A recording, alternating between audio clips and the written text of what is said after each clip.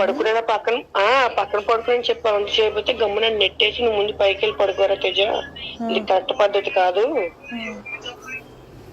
పెళ్లి పెట్టుకుని ఏంటి ఎదవేసి నీకు అంత ఇది ఎక్కువైపోతుంది అంటే అట్రాక్షన్. ఒరే నీకు అట్రాక్షన్ అవ్వచ్చేమో, నీకు ఇన్ఫాక్చుయేషన్ అవుతుంది. నాది ఇన్ఫాక్షన్ అట్రాక్షన్ కి అయ్యే వయసు కాదు నాది.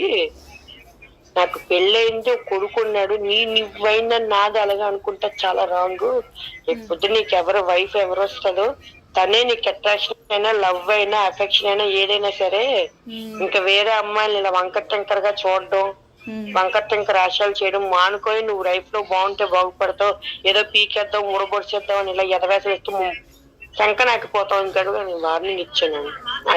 బ్రేక్ అయిపోతుంది, రోజు రోజుకి బ్రేక్ అయిపోతుంది అసలు. ఏడాలో పిచ్చి వచ్చిందన్న నవ్వాలంటే అర్థం కావట్లేదు బాబు అసలు. మరి ఇప్పుడు నేను చెప్తే అర్థమైందా? హారికత అది రాసుకొని పూసుకోవడం, తినడం, మన దగ్గర 10 పత్తి కప్పులు మాట్లాడటం ఏమనుకుంటున్నావు? మరి అర్థమైపోయింది వీళ్ళకి బావి వరుసలు లేవని అర్థం. నీకు విషయం చెప్పనా? పద్మత్ తెలుసా? పద్మత్తల కొడుకులు తెసేద్దరు రవిను శ్రీ పేరేటి మణికాంత, రవితేజను మణికాంత్. లక్ష్మి అత్త కదా, ఆవిడ పేరు ఐడియా లేదులే. పద్మత్త రంగబాబు వాళ్ళ చెల్లిలే పద్మత్త. ఆవిడ పేరు తెలీదు.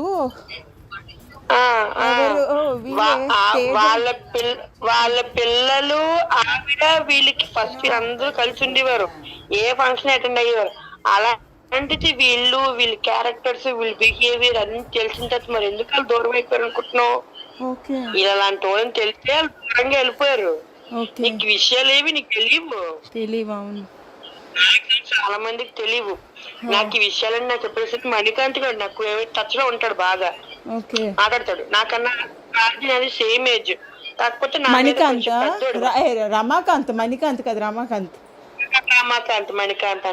అంట. రమాకాంత్ నా మీద కొంచెం పెద్దోడు.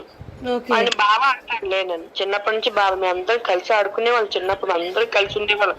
ఏ ఫంక్షన్ అటెండ్ అయ్యి కాదు, ఏ ఫంక్షన్ ఆడుకుని నేను తేజ కూడా, రమాకాంత్, రవితేజ అందరం కూడా సరదాగా ఉండేవాళ్ళు. సరదాగా అప్పుడు కూడా రమాకాంత్ దగ్గర కూడా నాతో ఎదవేసి వేసేవాడు తేజ గారు. అంటే చిన్నపిల్లలు అప్పుడు పట్టుకోవడం, లాగడం, పీకడం. ఆడు మొన్న ఫోన్ చేసినప్పుడు రమాకాంత్ గారు అడిగాడు, చిన్నప్పుడు కూడా నీతో ఇంతే ఇలాగే బిహేవ్ చేశాడు. వాడు నాతోనే కదా ఏ అమ్మతో అలాగే బిహేవ్ చేసేవాక, చిన్నపడే కదా ఏదో సరదాగా అనుకుంటా. కానీ మనం మెచ్యూర్డ్ కాబట్టి కొంచెం ఆలోచిస్తే అప్పుడు మాకు చిన్నోడు కదా ఇటు తేజ గడు, మేమంటే కొంచెం పెద్ద. ఆడుకో డైలాగ్ కొట్టింది గుర్తుందా? అని చూస్తే చిన్నప్పుడు మొహం గుర్తొచ్చింది కదా, అందుకే ఏమన్నా ఆ టైప్ తయాడు అన్నమాట. ఏడు చెప్పులంటే ఏం చెప్పుకుంటాను చెప్పుకుంటే ఏమవుద్ది? అంటే పరుగు పోద్ది. ఒక ఆడపిల్ల జీవితం నాశనం, దాంతో పాటు నా జీవితం కూడా నాశనం. నాకు 2 పిల్లలు ఉన్నారు, నా అత్తమామలు ఉన్నారు. వాళ్ళ దగ్గర తరెత్తుకోవాలా?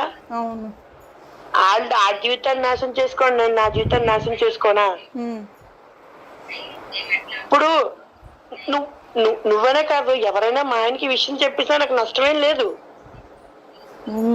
మా ఆయనకి విషయం చెప్పి నాకు నష్టం లేదు, ఎందుకంటే నేనంటే మా ఆయనకి తెలుసు.